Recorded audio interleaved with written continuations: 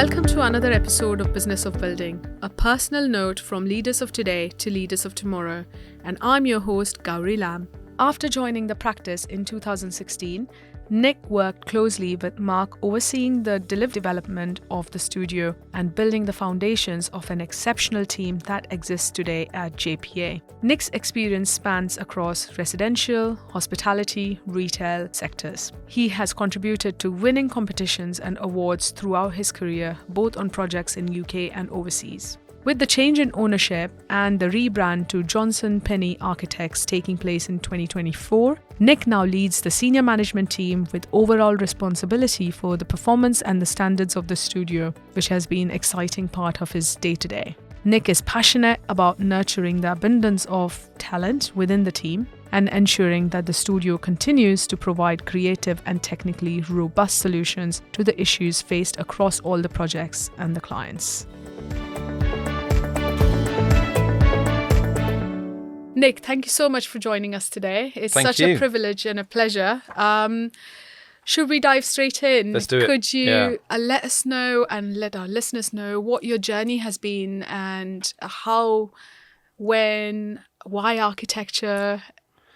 Well, they say it's not so much about the destination, but the journey, right? Yeah. So I was at school. I was doing my A-levels. I chose A-levels that I thought I enjoyed. Turns out that wasn't the case. But I really didn't have much direction. I didn't really know what I wanted to do as a career. However, I was very fortunate. I went to a school that relatively few students per year group, and what I think the school was very good at doing was to give every student a taste or to experience confidence in some kind. And they had a series of talks that they used to give to people in the first year of A-level, where they'd come in called Futures Talks. And it would be ex-alumni that would come in and they would basically tell you about their journey. I remember sitting there and I had a double free period after this on a Friday afternoon. And so I just had to get through this lesson and I could get an early go home early. So I wasn't particularly motivated, paying attention to what was being said.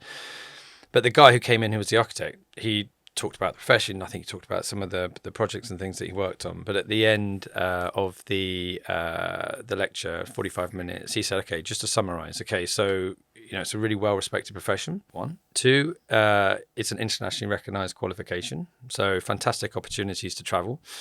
It's not exactly a science, it's not exactly an art, it's a sort of a perfect hybrid of the two things. And I listened to that sort of summation and I thought, wow, that sounds exactly what I want. I was quite conflicted in terms of I was doing things like geography, biology, but maths, in terms of A-levels. And I thought, well, what does that get me? And then suddenly there was this thing, and I thought, actually, this could be something. So then a good friend of mine, his father was a structural engineer, and he arranged for me to have work experience with some architects that he worked with.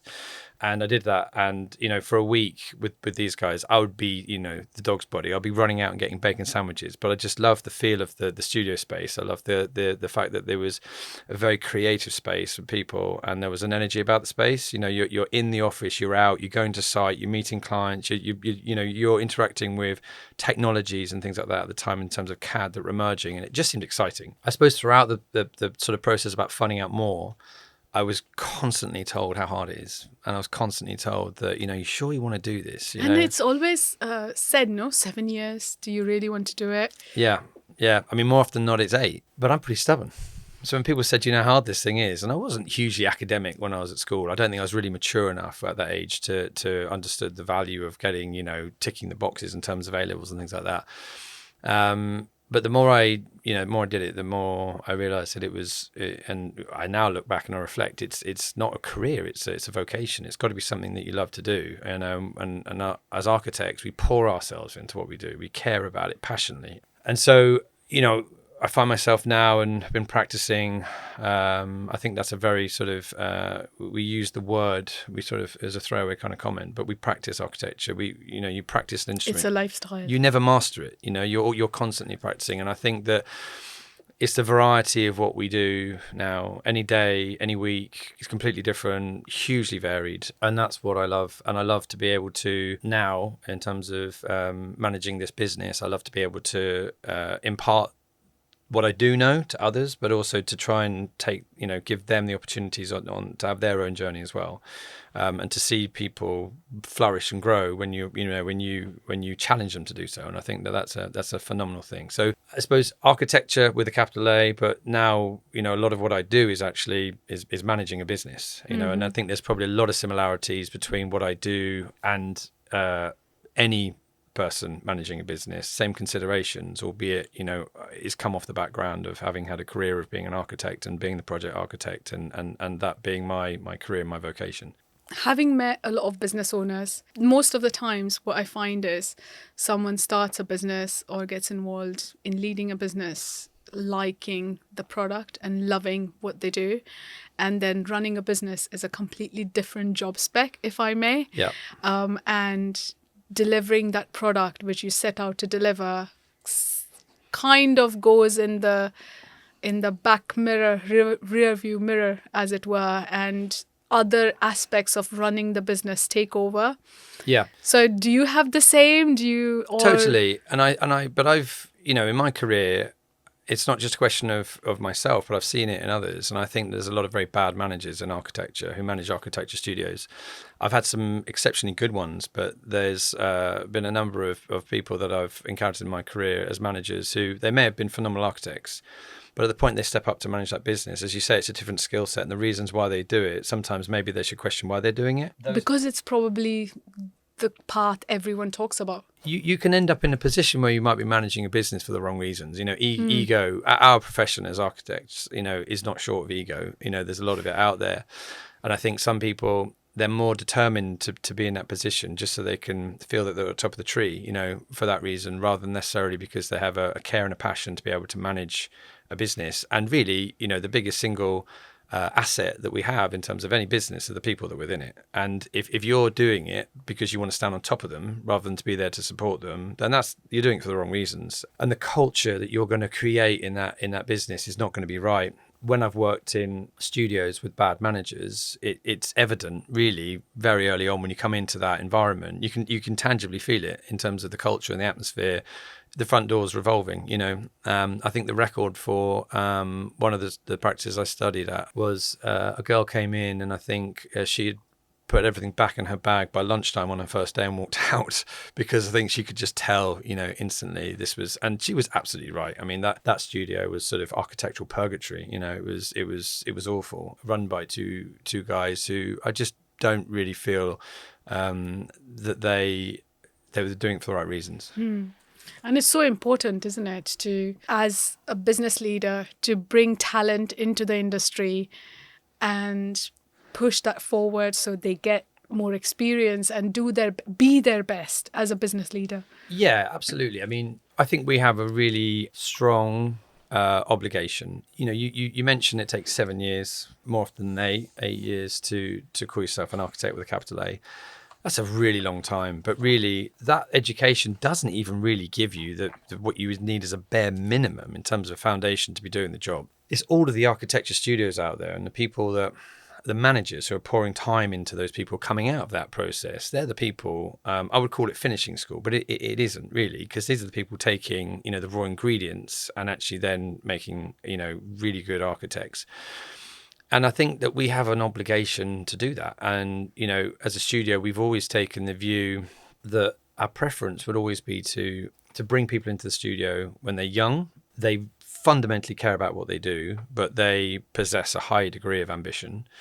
But we'll pour ourselves into them. We see this as a two-way street. We want your commitment, but we're going to give you the responsibility. We're going to give you the ownership. We're going to give you the mentorship. We're going to dangle you a little bit beyond your comfort zone, but we're going to be there. The deal is we're going to be there to try and help you out. And that's the way I learn and how I enjoy learning. I think your growth curve at that point is vertiginous. We have a very young team, as my fellow director Juan keeps telling me, with the exception of me. Thank you, Juan. You're bringing the average up. Slightly. Yeah, slightly. Only slightly, sadly. But, I love that because you can see the growth in the people that you're bringing in. And, we had a slight issue some years ago where, you can't buy experience as an architect. You have to do those cycles of projects where you're completing the projects. You've got to start from beginning to end. you can't buy that experience. And so, as an architect learning your trade, you have got to get through those projects. And as we were growing the business in terms of the turnover and staff count, we didn't have that experience. So we effectively hired it in. And what we learned from doing was super interesting. You had people coming to the table a little bit later on in their careers. In theory, they knew more. But what was super interesting is the first week that these guys would sit down and they'd sort of look around and they would hear the conversations that were happening in the studio, they were genuinely quite intimidated by the amount that the guys in the studio knew and what they were aware of. And you had these guys coming in. It's always difficult when you start a new job. You've got to establish yourself. You've got to earn the respect of the people around you. And you could just almost see in their eyes, they were thinking, crikey, my job has just got harder because the people around me, the level is really high. And how do these guys at this age know what they know? And it's because we've always taken a different approach to how we want to kind of inspire and sort of grow the next generation of architects, which is the architects, they're responsible for the job. And it's the senior and the more experienced members of the team. Our job is to support those people. We're not responsible and they're not supporting us. It's the other way around. Which is such an interesting way of looking at things. Yeah. Well, it's not without its challenges. I mean, I have a client we've worked with for many years. The guy's become a friend of mine, but sometimes he calls me Noah because whenever I go to a site visit, there's always two of us, and he's saying, why do you always come here? It's you and one other person. I'm saying, well, I can't allow this person to come on their own. They need support of a senior. It wouldn't be fair. But you're benefiting from the reduced cost that I'm charging you in terms of the fee because you've got someone who's younger working on it, less experienced. But you're there. I have to be there, or one of the senior guys has to be there. And so I said, are you happy to pay for the train ticket? Because if you're not, I'll pick up the tab because, I believe passionately that this is the way to do it. But it's... I'm not saying that there's a right or a wrong way to do this, but it's definitely a point of difference. And for me, I think if we can interview people and the thing that they really crave when they don't have that experience is that exposure and that responsibility, if we can give them that, then I think that you can attract the very, very best people. And which, in the industry, talent is right now for our industry is such a challenging topic in today's world to find the good talent and keep them. It is worth saying that, in terms of what we do as a studio, it is incredibly challenging from a design perspective. The technical complexity of what we're doing, the problems we're trying to solve, they are extreme. We work with a lifestyle sector, which is the luxury sector, basically. And that's hospitality, that's residential, and it's retail. But the challenges and the demands that the clients that we work with have are extreme. And the timescales. Oh, the time, yeah, absolutely. Quicker, cheaper, but quality is still there. To take on those challenges, you've got to have the absolutely very, very best people in the studio. So we'd send out, we don't generally recruit through recruiters. We tend to recruit through something like DZine. We get applications from all over the world, but we're looking for the 1%, genuinely the 1%. We're not a big team. We have no aspirations to be a big team. We want absolute quality, not necessarily the quantity. Did you always want to run an architecture firm, a studio, or? It's a very good question. I got to a point in my career where I was at a crossroads. I had worked at the aforementioned architectural purgatory, and what I craved was, I just wanted to work with someone that I felt I could learn something from. And I was getting to a point where I thought, I wonder if I'm going to find that person. And I had a number of conversations with Mark Pinney, and I looked at this guy and I thought, wow, you are a really consummate architect. You clearly, the master of your domain, but he was also just a humble and just a good human being. Yeah. And I thought, this is someone that I can learn something from. So at that crossroads, I could have gone and done my own thing. And I in order to be able to make that very significant step, you've got to know that you're going to be able to make that commitment. But I looked at Mark and I thought, no, I can definitely learn something from you. And to his immense credit, the day that I started working with Mark, I'd say to Mark, well, why are we doing it this way? Or why are we working with this person? And he'd say, change it. How amazing to have that open view. Huge, and yeah. let someone even question him, because totally.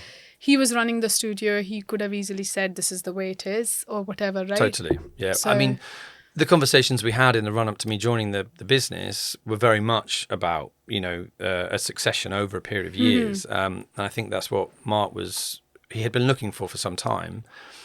But it's easy to say, it's a lot harder to do. Do it. And for someone to have turned around and say, sure. Who has run a business for so long as well, done it his way. Totally. Yeah. I mean, that takes a huge amount. And it's easy to take that for granted, really. We had an interesting journey together, and we're sort of now at a point where Mark's got, one foot on the beach. He still comes in, consults for the business. And it says a lot about him, the fact that he's so committed to still pass on his knowledge.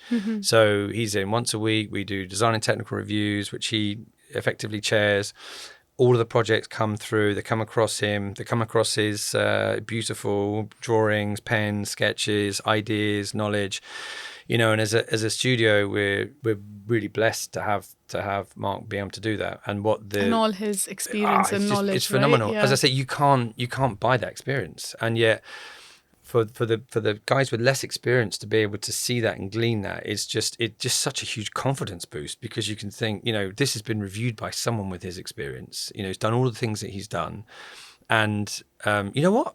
Didn't really pick up very much, or he's given me a little tweaks on this sort of thing or something like that. But it's actually, you know what, this is I'm think I'm doing okay here, and that's a really tricky thing for architects when they start out, to have that level of confidence. You spend those 8 years and have the validation, right? Yeah, I mean, so our professional exams are called our part 3, and at that point, as a sort of a student, you're probably very close at the point you're kind of about to just throw it all in, because you've had to jump through so many different hoops. And I partly joke to some of the guys when I say that you've passed your part 3, congratulations. Say just part 4 now, and they look at me as if to say, "What? There's a no one told us this." Yeah, what is this? And I say, yeah, part 4 now. It's you. Now it's your career. Now you've got to take this and you've got to make it. What do you want? What do you want it to be? And it's the first time that really these guys have had to think. It's not another sort of milestone on a thing. And actually, the subject is so broad. You can go in any direction. And the thing that they crave, initially, is they are aware of all the things that they're not aware of, and so they have low confidence. And to sit with someone like Mark, to think, I've gone through it with him. I'm going to submit this pack, but it's pretty tight, and I've tweaked this, I've adjusted that. That makes sense. This is buildable. That material and this material, yes. To be able to do that is phenomenal. And obviously, as a QA exercise within the studio, we have that anyway. But for Mark to do something like that, what it does in terms of giving these guys confidence and their learning is invaluable. I mean, that's quality of a great leader, right? Yeah. Like, what do you think leadership looks like in the landscape of architecture now and in the future? I mean, I think there's 2 ways you can look at it. I mean, we're specifically talking about it in terms of internally within our team, but the etymology of the word architect is master builder. And not only are we trying to do all of those things that I've mentioned internally, but as the architect, we are seen as the leader of the design team. So we have responsibility more broadly, and we are looked at, as such. So leadership in architecture, I think, for all the reasons we've discussed internally, in terms of the studio, essential requirement to be doing it for the right reasons and to fundamentally care about bringing the next generation of people through, I think is really important. To create an environment which is as good as it possibly can be, within the studio, and a culture, that the consistency of that culture is absolutely fundamental as far as I'm concerned. But more broadly, in terms of leadership, it's ensuring that within this industry, we work with, and it's increasing all the time, we work with a growing number of different consultants, and if you would have sat down around a table, an architect 30 years ago, you had a structural engineer, architect, service engineer, maybe a few others in there. But, as the architect, you'd have been responsible for probably project management, sorting out all the planning. Was there such a thing as right to light at that point? Daylight, sunlight analysis, all these sorts of things. We can sit down around a table now in a project meeting, and it's not rare on a complex project to have 10, 12 different consultants. The project manager is earning some money to be able to manage those people as well. But there's a huge, I think, onus on the architect to be able to provide leadership to those people. Project management is one thing, but leadership and management are 2 very, very different things. And leadership in a professional team, I think, from the architect's perspective, we're responsible for putting all those various, threads together. I say to the guys in the studio, you have to quickly meet someone and you've got to understand how you're going to extract the absolute maximum out of these people and how you're going to work best with them. And you've got to do that very quickly. And that requires often a high degree of emotional intelligence. But you've got to do it because, and what these guys realize when they find out is that they're going to, more often than not, get the maximum out of people when they enjoy working with you. And so I think leadership is not just a question of necessarily managing a team, be it internal or external, but it's also doing it in a way that the people around you want to go the extra mile for you. Yeah, exactly. Not follow, but like get excited about working with you. Inspire might be a little bit, excessive as an adjective, but we're talking about prosaic scenarios, project teams, contractors, subcontractors being there. But I think if you can pull these people together, if you can give them confidence. With a common vision, right? And that's what you're setting up as well. Yeah. Well, you're asking them to buy into something fundamentally. And I think that is, I talk about the idea of confidence for architects as they're sort of growing into their role. If you can't sit in front of a team of, that team of 10 or 12 consultants, and if you can't project confidence in what it is that you're trying to achieve, it's difficult for them to have confidence in you. And it's really hard for some people. Stereotypically, I think it's actually harder for females to do this. We see this, in terms of the applicants we have, when we're looking for people, when they're joining us, for example. As a generalization, not sure if we're allowed to say it these days, but girls come to the table and they are less confident than they should be based on the quality of what they've got in front of them and their portfolio. Guys are overconfident. It's a huge generalization. We spoke about this yesterday in one of the podcasts as well. Yeah. And it's like girls will wait for 10 out of 10 before they apply for the job. Guys will be like, got 6, I'll figure it out for the rest 4 when I come to it. And there's a huge amount to be said for what we do, for that stereotypical scene that I've set in terms of, not approaching things with too much confidence in so much of what we do. But sometimes when you're in that room with those people, sometimes even if you don't feel it, you've got to project that confidence. And the funny thing that happens is that at the point at which you can do that, the first thing that you realize is that actually that confidence is reflected back onto you and you actually truly feel it. So when I say to these guys or girls, you're going to go in here and you're going to lead this meeting, or you're going to lead that package in terms of talking through it and explaining it. Sometimes deer in the headlights, I'm just not sure. And, okay, break it down, really look at what it is you're talking about, have a high degree of confidence in terms of what you're talking about. And then inevitably when they do it and they can talk with confidence about it, and those people around, typically, let's be clear, middle-aged white guys around this table probably, but when they can see that these guys are listening attentively and you know what you're talking about, you're confident in what you're talking about, then the confidence that they have in you, that gives you the real confidence. Actually people are nodding and they are with you on that journey, exactly, right? Exactly. And I think, so that's a huge... But you do something internally to prepare them for this as well, don't you? Yes. Yeah. Well, this is maybe slightly sadistic of me, but I think that... it's very important though. Well, I think, as I say, we have an obligation to try and prepare. We want to create the best, most well-rounded architects we can. So when they come to the studio, we ask them to do a short presentation on themselves, which we call a me presentation. And if you can't do a presentation on a subject which you know so well as yourself, then you're probably struggling. So of anything that you can talk about, yourself is probably the one where you know the best, right? So that's the sort of that's the amuse-bouche, okay? But after you've been with us for a little while, we ask you to do a pecha kucha. And a pecha kucha is, it's a format of presentation. It was actually devised by, I think, 2 English architects that were based in Japan, I think. And I think they were really tired of how long the presentations were going for in terms of architecture presentations. So they devised a format that was 20 slides, and you had 20 seconds to present each.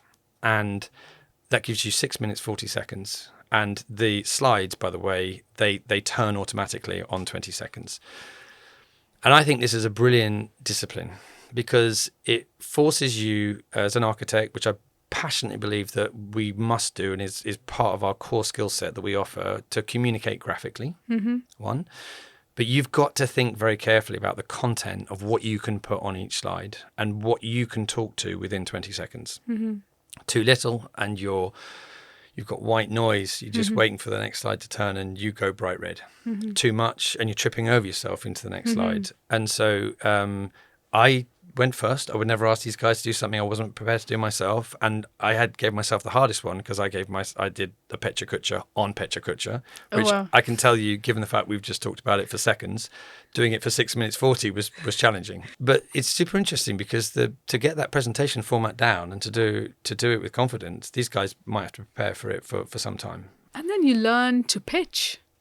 You do. The most important, and it's so interesting because you pitch all your life. You don't realize you're always pitching. You are introducing yourself to a new colleague, or you're in, it's all, or you're in a networking event, wherever you are meeting a client on site, you're pitching all the time. Totally. And I think if we do it in the studio, so we're presenting to one another. Again, you're amongst friends. If you can't do it in that environment, how are you going to develop that confidence to do it in front of that room of 10 or 12 people? How are you going to develop the confidence to do it, with a client in terms of a design pitch presentation, for example?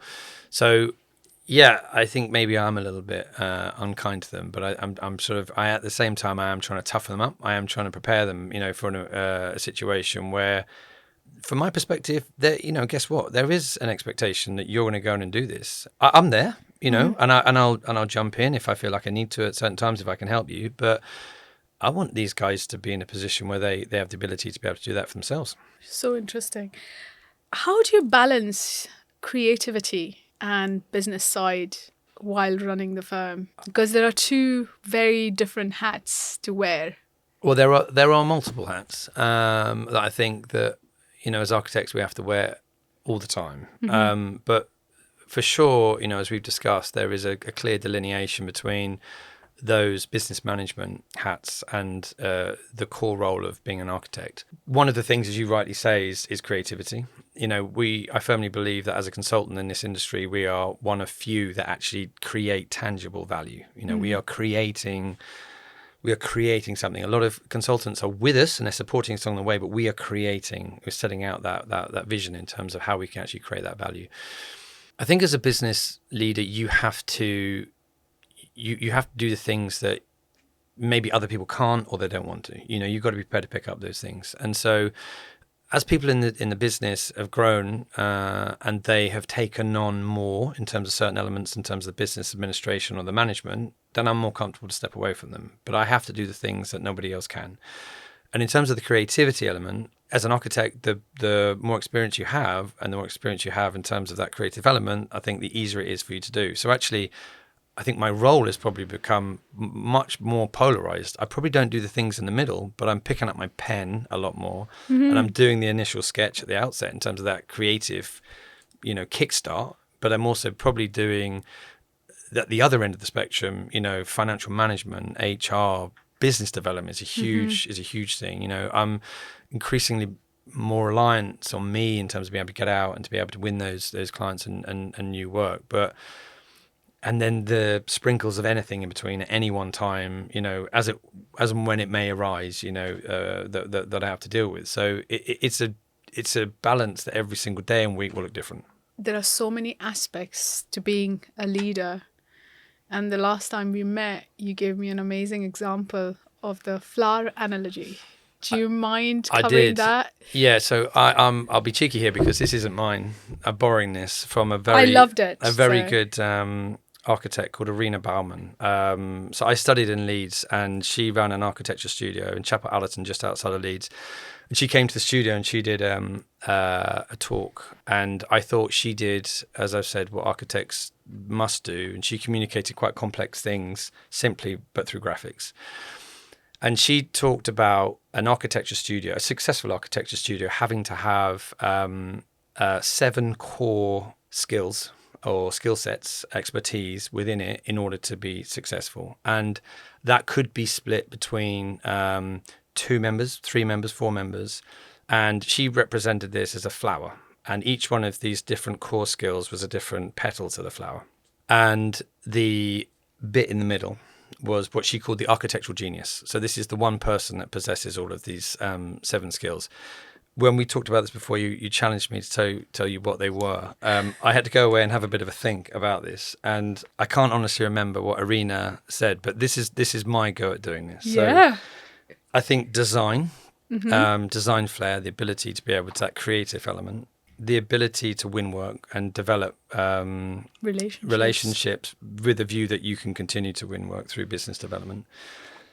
I think astute financial management is essential. This is a business fundamentally at the end of the day. And whilst we might be passionate about doing this, and some clients may think that that's the reason why we do it, ultimately, we have the overhead, we have the fees to pay, mortgages, the salaries to for pay, the mortgages, team. exactly. Yeah. We have commitments. So the astute financial management of the studio is fundamental. You have to have a very high degree of technical competence. As I said, what we do is every single project we do is pretty much start with a clean piece of paper. There might be some similarities, there might be some details you can carry over, but how you put those together is always different. So technical competence is huge. And as I said, it's not something that you can cheat. You have got to put the hard yards in to be able to do this. I talked about it before, but I think a high degree of emotional intelligence is important to be able to figure people out and how you're going to be able to work with those people and get the maximum out of them in the role of a leader of a team, I think is fundamental. Communicate graphically. This is what I think Irina did so well. But there's complexity. We talked about the technical complexity, but there's complexity in terms of sequencing, programming, not just the technical side of things, but considerations around specifications, materials, life cycle costs, carbon, proportion, design, so many different elements of this. Vision, like what are you aiming for, right? Vision. And I think that these are complex things. And sometimes, you might be trying to communicate these things to people who, there might be labor on site. There could be a subcontractor. Mm-hmm. If you can communicate these things clearly and through graphics, more often than not, you're going to be able to illustrate the point that you're trying to make. And we work in the UK, but we work globally. And I've had many instances where I'm having a conversation, but through drawing, with someone whose language, we don't have a common language. Yeah. And yet we're having a conversation because we're both drawing on the same piece of paper, or we're using tracing paper and overlaying it. And I think to be able to communicate what are often complex things, but simply through graphics, I think is a really fundamental skill. It's a language. And the last one, and we've talked a lot about it today, but I think it's mentorship. I think it's parking your ego and thinking or feeling and caring about, putting your energy into other people, and actually for the validation that you get back from that and seeing the growth that they have being the thing which gets you out of bed in the morning. And I can't think of a studio, if they would have all of those 7 things, I can't think of a studio that would be a bad studio. I think that they would be a recipe for success. I wouldn't want to pitch against them, put it that way, So I think they're the important things. So forgive me, Irina, if you ever hear this, and I've completely bastardized your diagram, but no, I think that for me, I think they're the 7. Do you have like a few petals of yourself, and do you lean on some other petals with other team members? Absolutely, yeah. I mean, I'm probably not best placed to answer that question, but there are some guys in the studio that I think their technical competence, because that's how they're that's their interest, that's their core interest. That's how they think, right? Is really impressive now. We've got some of the guys in the senior leadership team whose emotional intelligence is off the charts, and they're managing people and they're mentoring people in the studio, and the guys that they're managing and mentoring love working with these people, So I'm not part of the diagram, I don't think. I'm a leaf at the bottom of it. I'm just trying to collect those different skills amongst the people in the studio, and I'm making sure that those skills definitely exist within the team. And maybe I have to pop up every now and again to, maybe add a petal or 2 on, at some point. But that's what building a team is, really, isn't it? Like, I always thought of it as I want the smartest people around me. Mm-hmm. That doesn't include me. Maybe it does, I don't know. But I want them, and I want the blind spots for me to be covered with their intelligence and their vigor and knowledge. Yeah, and I think it's quite conventionally known that some of the best leaders have done exactly that. That's their core strength. They've found those people that are expert at those different elements, and they put them together in the same room. I think it's pretty well known that Steve Jobs, that's what he did. He wasn't more expert than any one person around him, but he got the Wozniakis of the world in that room in order to be able to leverage their strengths and get the best out of them. To get the best out of them, yeah, and to let them shine. So I think that I think it's phenomenally important, and also I think if you're at the point where you get to that point, I mean, it sounds a bit trite, but if you're irreplaceable, you're never going to be replaced. So you've got to be looking, from my perspective, you've got to be looking to build that flower diagram, with looking at the people around you. And if there's any one thing that is entirely reliant on me, then I've failed, because I can't walk away and leave something which is defined by the success that I've just said. Mm-hmm. So I've got to help and support these guys develop this broad range of skills. We are phenomenally lucky. We have got without doubt the best team that I've ever been associated with, and there's so much more to come from it as well, because they're a young team and they're all still learning. So I'm incredibly fortunate to work with the people I have, and nothing gives me greater pleasure than to see these guys pick up on these things. How, do you find it challenging to get talent within the SME industry when you're, pitted against the big architecture firm? I think it is. It's really challenging. I mean, we try and create a really competitive package. We've talked about the idea that you're giving people without experience the exposure to be able to get it, giving them exactly what it is they need to be able to further their career. We benchmark our salaries in line with the ROBA benchmarking data to pay in the upper quartile of salaries for London. So we're giving ourselves the highest metric to be able to compete against, even though, an AJ100 architectural studio is probably in a position to be able to pay more. They've got a much more efficient overhead balance versus their salary base. So yeah, it's really hard. I mean, an SME business to be able to attract that kind of talent is, but we have to use the thing that we can offer that others can't, which for me, the people that are going to be the next rock stars are the people that will want that exposure, and we can give them that. We work on projects, we deliver projects, we're on site. We're not working in only one element in terms You're of not siloed in We're one. not siloed. We work across multiple sectors.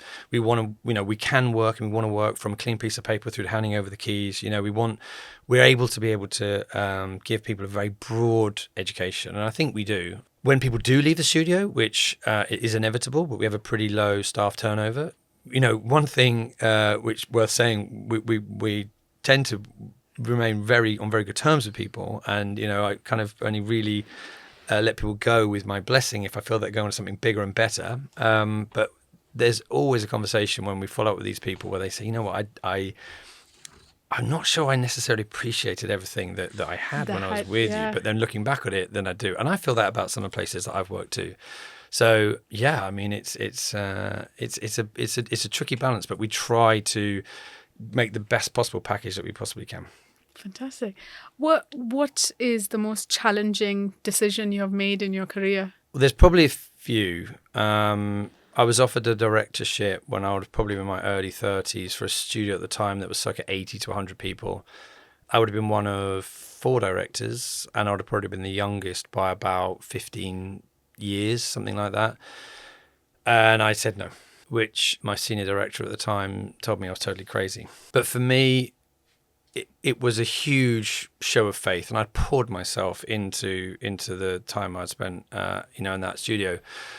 But I looked at it as a commitment that was, it's a 10 or 15 year commitment. And, I made the point earlier, but as an architect, you're jumping through hoops, and you're doing it through a very, very elongated period of time.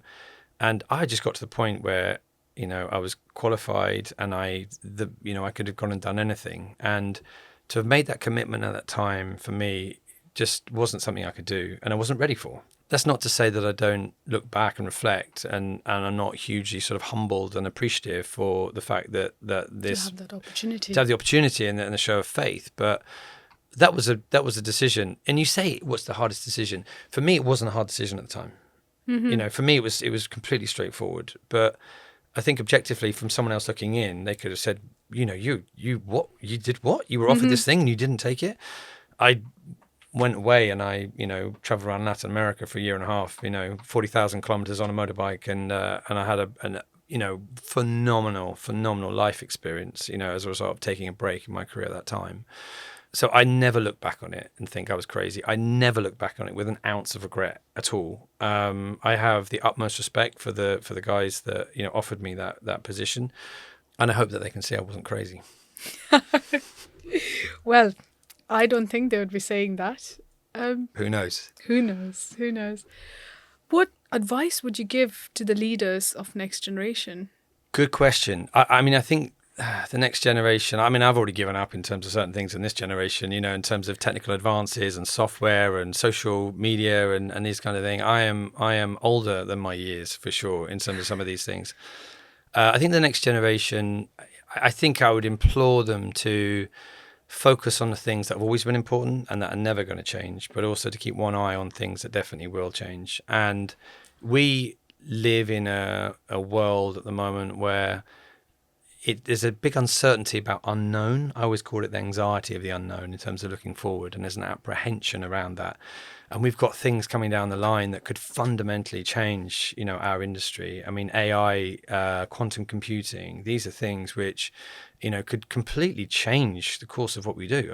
It is completely conceivable to think that clients could program in an AI program, design a house, modern, contemporary, oak, walnut, steel, lots of glass, south facing, and it would just come up, plans, sections, elevations, technical details, integration of services, full 3D renders, what does that do to the role of the architect? How does the role of the architect become, remain relevant within the industry? And I honestly don't know the answer to that. And I think that that's something that the next generation of architects are going to have to grapple with, and they're going to have to harness this because, history tells us that the people who don't harness these emerging technologies, they'll be consumed by them. You only have to look at, Virgin Records, HMV, these kind of guys, were selling vinyls, cassettes, mini discs, CDs. It's irrelevant, but these things became irrelevant within a handful of years. Isn't that the story of Netflix as well? Totally, yeah. Streaming. Yeah. I don't when watch... they started streaming, people were like, "Who is going to do that?" And look where we are now. Yeah. And totally, I don't watch TV anymore. I don't really have the time or the interest to watch it, but I will watch something on my terms that I'll pay a subscription service to watch, and that's changed. That's a change that's happened in my life in the last 5 years.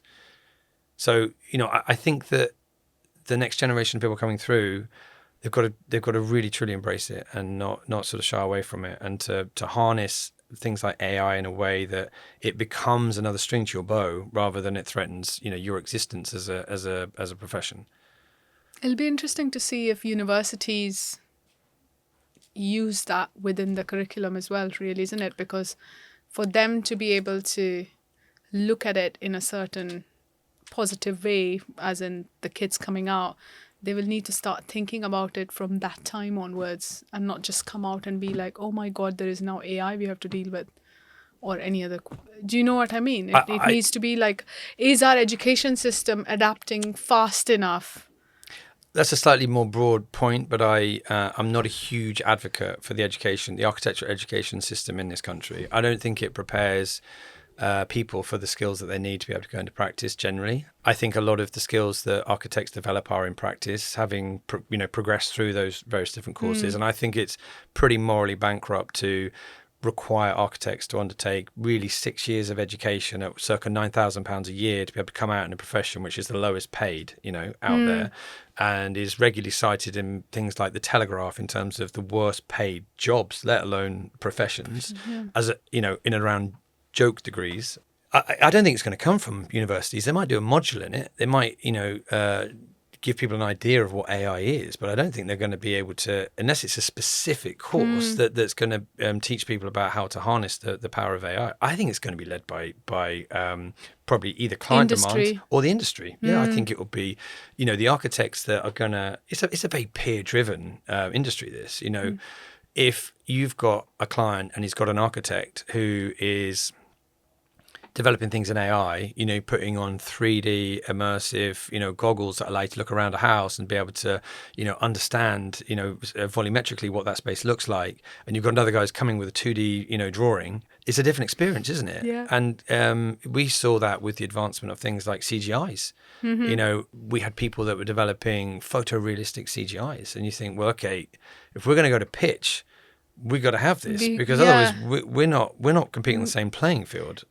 And so it will be peer-driven. You'll be with drawing boards compared to someone who's coming with a fully animated. Totally. I mean, the things I'm talking about, by the way, they exist already. If Foster's is going to do a pitch for a project, it kind of makes me proud, to be an English architect, to think that as a profession, we are leaders in the world in terms of these things. The ability that they've got to present and visualize their schemes is second to none. These technologies are already being harnessed by these people. It's not an if, it's a when. When is it going to happen? Which is so interesting. It was terrifying for me because I'm useless at any form of technology. But that's why I personally am definitely going to need the next generation to be able to lead on this. And fortunately, we've got some people in the studio that are very... I was just about to say, you are going to look at the flower again. Yeah, exactly. This is definitely a petal. Technology. This is definitely a petal that I do not possess the skill for. So, this is definitely something that, I'm personally going to need, the next generation of people to step up. But, we're trying to make ourselves think differently about how we approach design. We try to produce beautiful visuals, as a design tool. We 3D print components. We might be a cornice molding or profile or detail or a little maquette, design maquette, because I think that that's helpful for us in terms of a design tool. But I think if nothing can replace putting something in the hand of the client and letting them kind of look around it, spin around it, understand the perspective of what it is they're looking at. So we try to do that. And I think that we're working on a showcase for a watch brand at the moment. And the design of the showcase, I can't really talk too much about it, but it's extremely specific to the location. We've designed it in a honeycomb. But it has to incorporate all the securitization, so glass and locking mechanisms. It has to incorporate the correct lighting, like color temperatures, lux, etc. It has to set the watch in just the right place. It's got to be located between 1.1 and 1.3, 1.3 and 1.5 on the wall. It's the eye line and we everything. 3D printed the whole thing. And we've been talking about this in terms of the size, the aperture, can you get your hand in? How do you take the watch out? We 3D printed the whole thing, and we put it in front of the client, and you don't need to say anything. Yeah, it's just... Step back. And when I say this is the importance of communicating graphically, that's the next thing. That's the 3D graphic. It's still a sketch, but it's been 3D printed. And buildings will be, currently at the moment, buildings are being 3D printed. Yeah. So, these are technologies which are hugely exciting, but they're things I can't get my head around. So, there's an opportunity for the next generation, I think, to be able to take that. So they have to look at it. But don't forget what are the core fundamentals of this industry, which have been unchanged, since, people have been designing shelters, basically. We were just talking about it in the podcast today earlier, which is like at the end of the day, we spend most of our times indoors and in the buildings in whatever shape or form. And so the importance of spaces is still going to be there. The essence is still going to be there. And then it's how we get there is going to change at various degrees, depending on the clients, depending on the, you can have X amount of AI, but if you're working in a listed building, I mean, come on. As we often do. Yeah, exactly. Well, it's a good point. I mean, I think people love the proportions of Victorian and Georgian buildings in London. They love them, and they're beautiful. I'm one of the fans, I was at a tour of a building this morning, and the proportions of the historic building were just so beautiful. And I'm an architect, and I have an appreciation of that wherever I go in terms of the volumetrics and the proportion of the space. But you as a non-architect, you can still walk into a space and feel that this isn't quite right. The floor to ceiling height in here, the developer has probably put in another floor to be able to get another whole floor out of it, and that's compromised the floor to ceiling height, or they haven't got enough acoustic insulation so you can hear the person walking around upstairs. Put hardwood floors in. It's these kind of things that they're bugbears of people in terms of where you live, and yet you've got this exemplar of these beautifully proportioned spaces that were very fit for purpose for certain uses. The living spaces, the dining spaces. I don't think the Victorians and Georgians, had kitchens like we now need, and that's really the heart and soul of the space. But the proportions of these spaces are beautiful, and that's something that's what I mean. You can't take an eye off that, because that, regardless of what you want to do and what technology you want to do, you have to have an appreciation for those sort of core fundamentals. Which is so nicely put. We have a question I asked every guest. What is the biggest risk you have taken? Personally, professionally, and what have you learned from it? That's a tricky one. I think the challenge is in terms of managing a business, and as a leader, is that sometimes you got to make pretty tricky decisions, but you have anxieties too. And I think one of the anxieties that will never go away is the supply chain of work and projects coming in. Even if you're 120% in terms of what you've got in your order book, you're still thinking, if I could just get that one more, then we were okay. If we can just get that one more. And we've found ourselves in a situation in the last probably 3 years where we were working with a particular client, and we've done a lot of work for them over a long period of time. This was both in the UK and overseas. And we had a pretty significant team of people that were dedicated to working on that account. And we just felt that there was very little appreciation for anything that we were doing on these projects. We were inheriting so many problems in terms of what we were being asked to tackle. And increasingly, there was a culture within the client side where you could never voice an issue. From top down in the organization, there was, this feeling that there's always a problem. I don't want to hear it. Make it go away. And when you get down to the minions, which is, us trying to deliver these projects, where inevitably you've got problems, that was never something that they could get on board with. And I think we just looked at it and said, you know what, this might not be a bad time, even though we've done so much with this client, might not be a bad time to actually, for them to go in a different direction. And maybe, just maybe, they might then appreciate a little bit about what we've done. And so on one side, you've got the anxiety of that order book and the responsibilities that you have to pay mortgages and school fees and these kind of things. But to be able to turn around and say, you know what, yeah, you can, we'll find Maybe we'll find some other clients, Yeah. we want to work with fantastic people that have an amazing appreciation of what you do, who don't take you for granted. And that's what we did. And honestly, if we hadn't have done that, I think that it would have been pretty tricky to reconcile with the guys working on that account in the studio when they keep them motivated. This is the thing. They would have been looking at their mates and they would have said, well, you're working on this fantastic project. And then when we do annual reviews, hey, look, can I work on this other sector? Can I work with a client? That would have been really tricky to manage. Well, I'm sorry, no, you can't, because we need the income from this thing. Yeah, so that's super tough. And I think give me a pen and a piece of paper, and I'd like to think I can kind of resolve most things from a design or technical element or whatever it might be. But there's always anxiety in terms of winning that next client, that next project, to be able to make sure that, we are extremely good at being able to forecast, and we've got the, best protocols, standards that we've developed internally in the studio. But there's always going to be an anxiety about the workload, for sure. But even then, to say no to a client like that, challenging, huh? It is, and but it paid off. As a result, we've done two things. We've picked up other clients, and the clients are, in some cases, phenomenal. Amazing clients we're working with. Incredible, not just incredible in terms of their, what it's like to work with them, but also their stature. You're talking about blue chip clients, incredible clients.